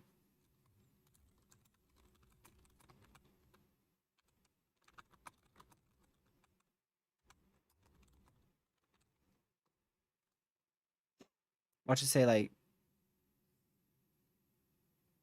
13,000 feet up above sea level. Okay, so like how high up is my baseline's going to be like here? What is the elevation of this area? I can't spell it. Oh my goodness. About 20 feet, so that's pretty much at sea level. It's right along the coast. Okay.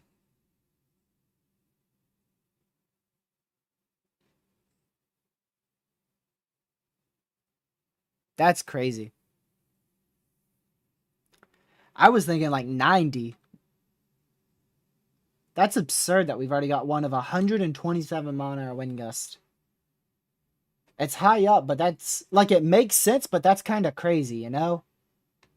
It makes sense, but that's insane still. So I guess wind gusts upwards of 130-mile-per-hour winds are possible. So sure, we'll roll with that. That's absurd. That is absurd. And just to think, we actually might be able to get a little higher than that.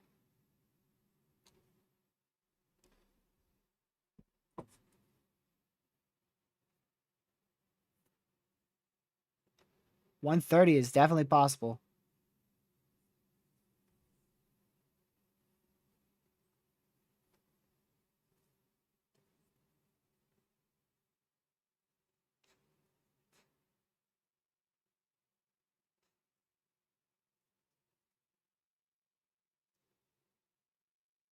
Let's see.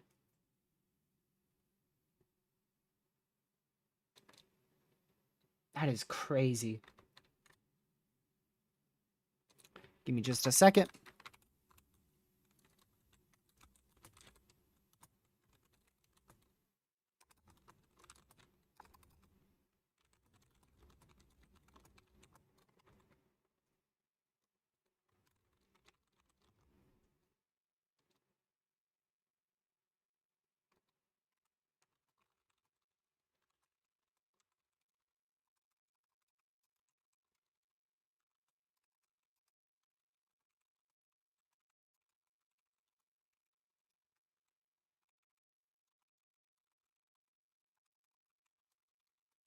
Making a tweet about it.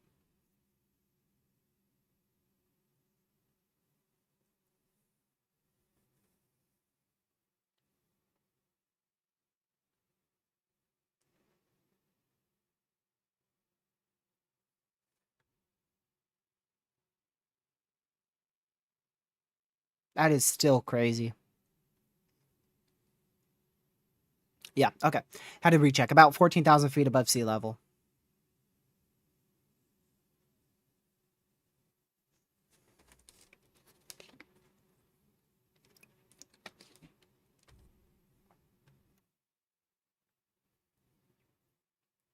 Dang.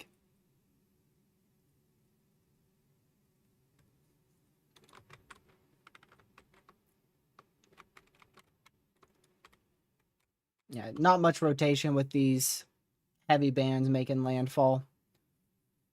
Yeah, there you go. On GR2 as well.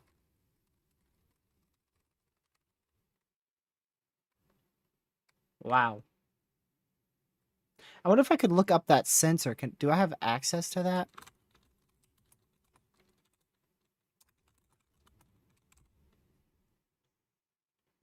I wonder if I could look that up.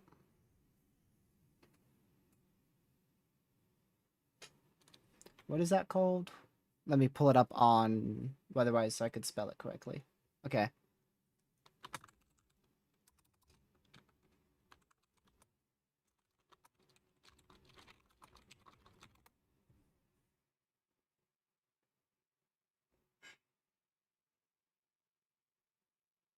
I doubt I can get the exact sensor, but maybe I could at least find some sensors around this area.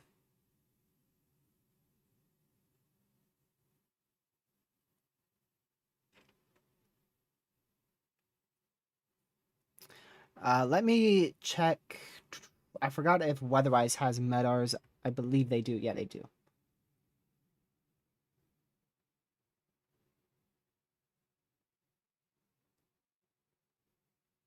I don't believe they're going to display it, though, for Hawaii, even if they had MEDARs. Nah. Oh, actually, I do see some MEDARs. There's one right there.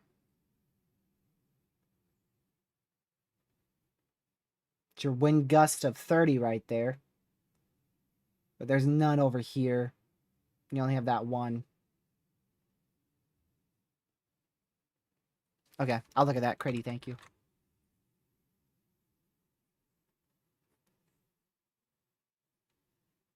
It'll be interesting just to see if that goes up further.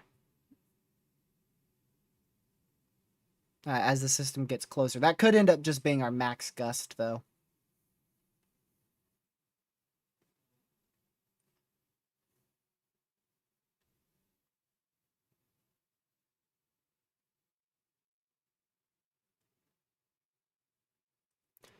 So, yeah. Let's go back to radar. This thing is still pretty much dead center of where the NHC was forecasting their advisory, about an hour old. So, steadily staying with the NHC forecast. But I do think we could have a wobble up to the north. And some of those heaviest winds are getting very close to the coastal areas. I would say they're probably about 2 hours away. I would probably say about 2 hours away. Let's just take a look here. Let's take our measurement track. Let's go 2 hours. Okay, this is an hour and a half. And if we measure from, we're going to measure from the darkest blue in the front to the darkest blue in the front here. So from here to right up here. So we'll round it up to 30 miles in 2 hours. So 15 miles an hour. 15 miles an hour. Yeah, so that gives it roughly 2 hours. Roughly about 2 hours before the greatest winds and wind gusts approach the southeast side. Like the far southeast side here of the big island of Hawaii.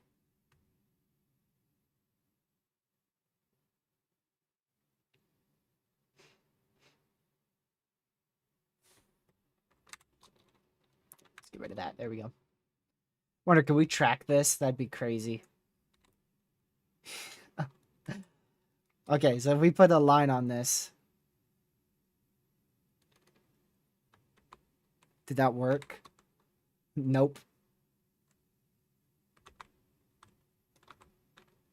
Go back to velocity. It's moving roughly this direction. And it's roughly going 15 miles per hour. There you go. Look at that. So, yep, it'd be right at the coastline at about 2, maybe just after 2 hours. That is Eastern time, by the way, on your screen.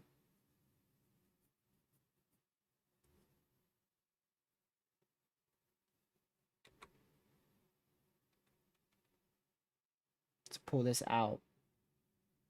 Yeah, obviously not too many people there. But that's just roughly where those, when the arrival time of those hurricane force sustained wind speeds may be. Because it does seem like right in here is those hurricane force wind speeds, roughly in that vicinity. So I'd say about 2 hours.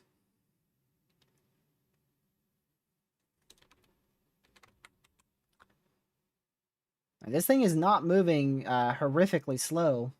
I can tell you that.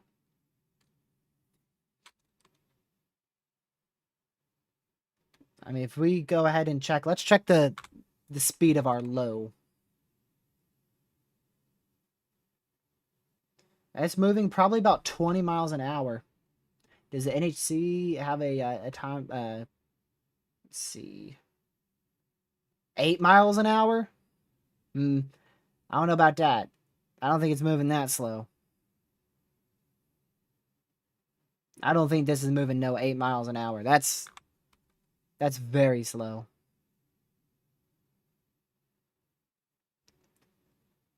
So this is 4:45, which is when the low was right there, all the way till now at 5:45. Yeah, I'd say about 19 miles an hour. This thing is not moving at 8.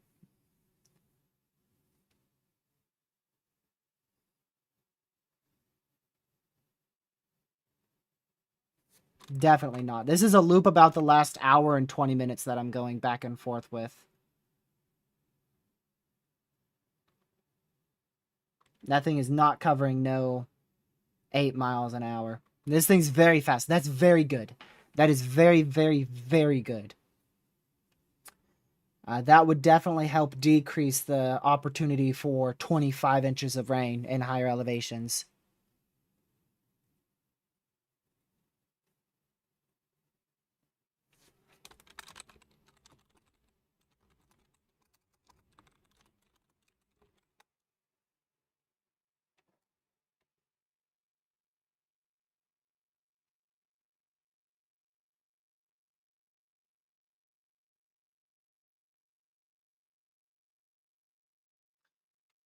Still can't believe we got 127 on our wind gust. That is crazy. I did not expect to see that anywhere in Hawaii, even in extreme high elevation. Yeah, I doubt this is making landfall. It would take an extreme, and I mean extreme, sharp shift north.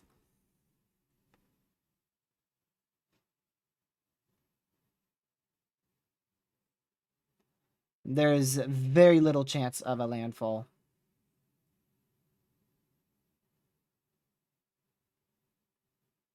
Especially with it speeding up. I think if it slowed down a little bit more... What? Allegheny County. I know where that is. The heck? Especially if it slowed down a little bit more, that might have given it a better chance to shift. Ain't no severe. Ain't no severe. Thing lying. Welcome, Ben. And no, I haven't. I actually have not. All that I know is that this is a pretty impressive looking Category 1.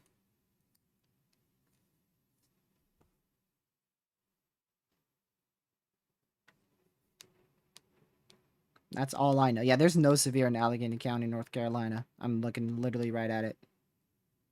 Ain't no severe.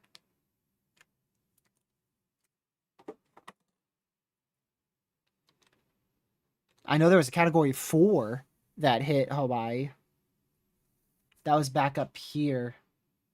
Somewhere up in here. I think it was this island here.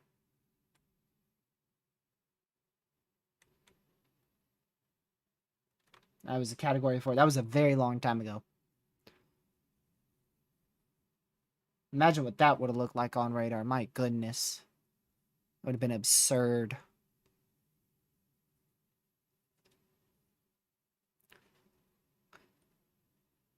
Hurricanes are something else, man. They are something else. Whole different world than tornadoes.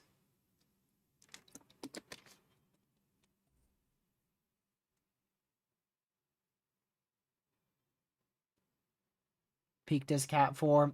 All I saw is a map that was released and it had a Category 4 landfall up in that vicinity. And that was the strongest that ever hit Hawaii. And I know no hurricane ever hit the big island of Hawaii officially. Apparently there was like an unofficial potential record of a hurricane, but it's unofficial. I don't know how that happens, but apparently like an unofficial hurricane hit up here. I don't know. I saw that from a trusted source. What are we supposed to track after LaLa? Severe weather in the Midwest and up towards Nebraska. There will be another hurricane to track after LaLa in the Eastern Pacific, but I highly doubt it's going to be as visible as this one on radar. For any other visible tropical cyclones this year, you're probably going to have to turn to the Western Pacific. And unfortunately, on weather-wise, there's only two decent radars out here. You have the Guam radar, and then you have the radar back up here in South Korea. The radar is back up there. Yeah, I expect the Atlantic to stay dead. I mean, we had two pretty good chances for a tropical storm, or at least one or two tropical depressions, and we got neither, so that should tell you how favorable the Atlantic is.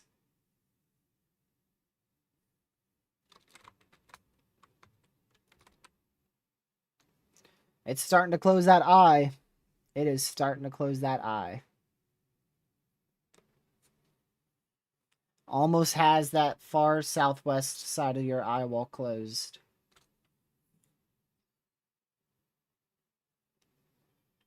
Actually, the far southeast side now. The thing is, I don't see any good, significant new towers developing.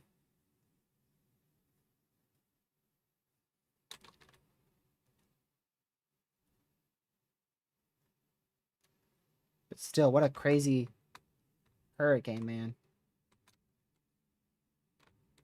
And there's still your funneling there of probably, I'd be surprised if it's now even a little higher than 2 inches per hour. It's going to stay right around there. 2.1. Okay, buddy. Yeah, 2.1 inches per hour. And we are easily going to exceed 15 inches of rain. Easily going to exceed 15 inches of rain.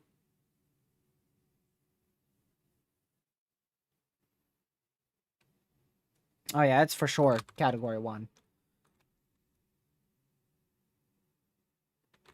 It's definitely. If this was a tropical storm, I would be blown away.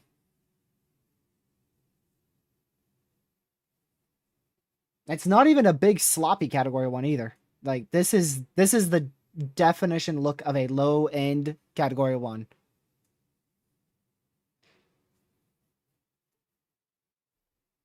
Honestly, you typically don't have a good eye till Category 3. Yeah, for satellite, typically Category 3. And this thing, at one point, it did actually have a clear eye on satellite. It literally did. I don't know if I could go back far enough to where it did, but it did. Back when the west eye wall wasn't failing like it is actively.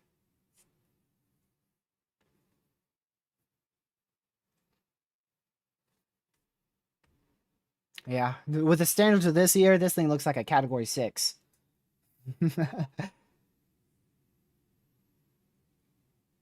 It does.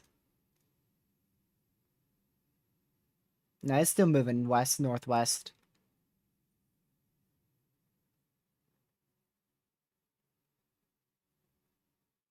Yeah, we've had a, I think we had a Cat 5 in the Eastern Pacific.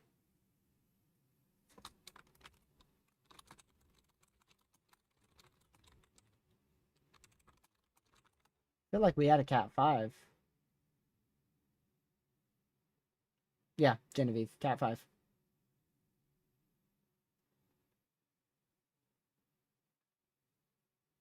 This was the point where it had a pretty clear eye. Not like category 3 type clear eye, but pretty clear. All right, y'all. Well, I may see y'all tonight. If I don't, I'll probably see y'all either Monday or Tuesday. That's going to be it for this short little coverage. My food's getting cold, and I want to go eat because I'm hungry. I don't think I'll be live later tonight because this thing's speeding up. So if you want to talk about it, you can go and go to our Discord server, which is a link in the description. And if I have any other major updates, I will have them on Twitter at TRG Tornado. But that's going to be it for me here. I just wanted to do a little briefing, but I extended it to 2 hours just because this is a pretty historic hurricane now. But all right, I will see you guys in the next live stream that I do. Thank you guys for being here and mods for modding chat. I really appreciate it. Make sure you guys hunker down, stay safe, stay indoors. Out there in Hawaii, especially the east and southeast side of the big island of Hawaii. Very, very important to take this system extremely seriously. This is not a system you guys get all that often.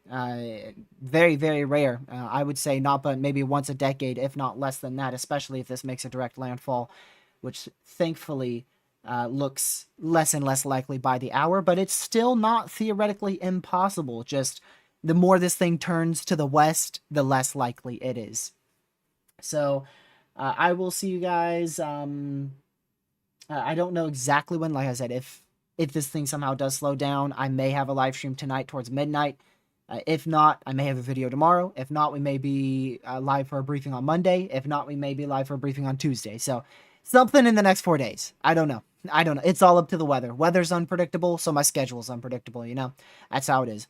But I thank you guys for tuning in. Stay safe. Watch the severe weather in the tropics. Have a great rest of your Saturday, and I will catch you in the next one. Goodbye.